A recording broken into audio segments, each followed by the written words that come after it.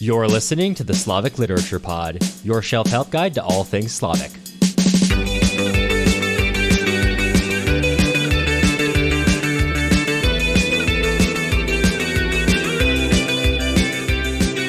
I'm Cameron Lalana. And I'm Matt Gerasimovich. And today we're covering Part 2, Chapter 4 of Vasily Grossman's Life and Fate, with Novikov now flying on top of the world. As you all understand from last chapter, his conversation with Yevgenia went really well because he does not listen to a single thing that she has ever said. And so he's getting ready to marry her, and he comes back and has a really triumphant conversation with Getmanov, where Getmanov's kind of subtly needling him until he reveals some unfortunate information about Krimov. Is there anywhere in this conversation that you'd like to begin? Yeah, I think I remembered liking Novikov more on my first read through or previously than I do after these last two chapters. I just, for someone who's in such an important situation, the amount of times that he has to spend, like the narrator has to spend talking about how much he doesn't really care about saboteurs or kulaks or just, like other like all of this stuff. I'm kind of like, all right, I get it, but you're in a position where maybe you should maybe know what's going on around you, pal. Right. I feel like he would be the person that you could most easily make divulge any sort of information whatsoever. And that line just kind of, it's, on like one hand it's kind of endearing because you're like, okay, somebody who can see through some of the bad things going on around this time. But on the other hand, it just sort of leans into this general sense of cluelessness that he seems to have. I don't know. He's kind of just like the sort of tank bro of this novel. He's just out here to run his tank corps, and he's pretty guileless about the political machinations, which essentially make him a puppet. So I have to say, I agree with you. I didn't finish Life and Fate the first time I read it. Or you even finish the chapter.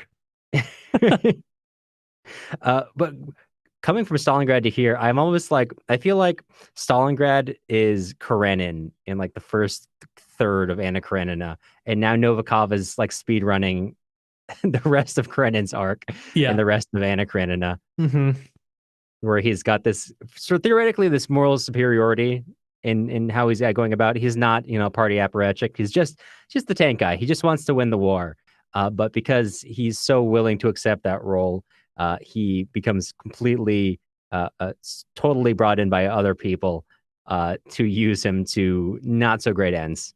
Yeah, I kind of also am deeply unsettled every time Getmanov is in the scene. Just the sense of unease that sort of permeates every sentence that he says. Just that sort of subtle in the back of your mind, like, does he know something about me that maybe I don't even know? There's sort of something like that that's kind of going on in this chapter as well. And he's like you alluded to, he's kind of getting at it with Novikov about Zhenya and all this other stuff, and Krimov, of course. And he says, well, no, let me tell you, Trotsky once called his one of his articles pure marble. And that is just not something that needed to be repeated outside of the last chapter. Yeah. Well, I really like this portrayal because I think we're so used to apparatchiks as just kind of these stolid, boring, you're at a party, you say something wrong, and now it's marked forever. If it's useful to them, they may use it against you. Here we have a Getmanov who you really get a sense of how he achieved this role, where he is good at being friendly. If you didn't know anything about Getmanov and you just started in this chapter, your impression might be like, oh, Getmanov's kind of a reformer. He's saying we were wrong in 1937, although he's not really saying that. He's just saying we were right to bring them back. They weren't innocent, but I don't think Getmanov was also the one doing it in 1937, lest we forget. So yeah, exactly. Well, that's the thing, is like you find him almost kind of friendly if you forget everything else about who he is and where he comes from.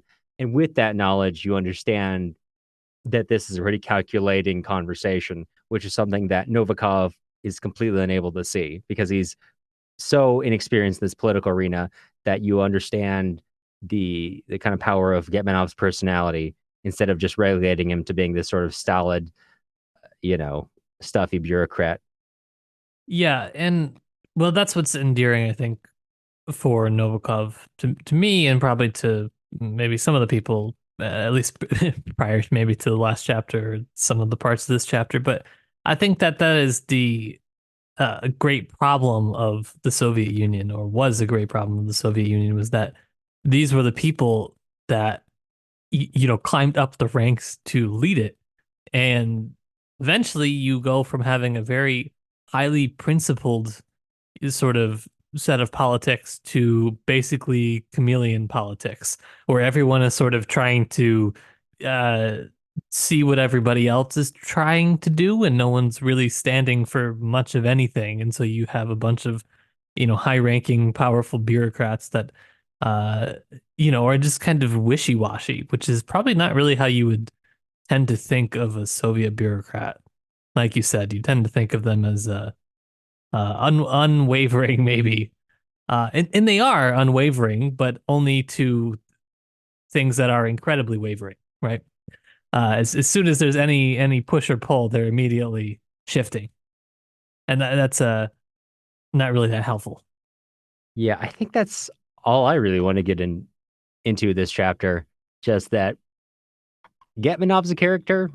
Novikov, we're wavering on how we feel about Novikov. Novikov is going through like a Warped Tour circa 2007 emo revival thing here. Yeah. He's about to do guest vocals on like on Pierce the Veil song coming out soon. I can't wait. Listen, that's deep cut for like three of our viewers. If you happen to be Russian lit emo crossover, hey, I feel like that's a big group. maybe. Maybe. Maybe. Well, we'll find out after this comes out. Yes, absolutely. So if you are one of those, make sure to identify yourself. Or it's probably best you don't, but you can safely do that in our Discord, which you should be joining for our discussion anyways. Right. If you're in a train car with your superior, who's also your subordinate, and he starts kind of needling you about your significant other's brother who was put away in 1937, don't admit the Warp Tour thing to him. Yeah, I would. I would. So that's all I had for today. I think maybe this is a good place to leave it then. I'm well past where I should have been for today. Well, in that case, you'll hear from us again soon.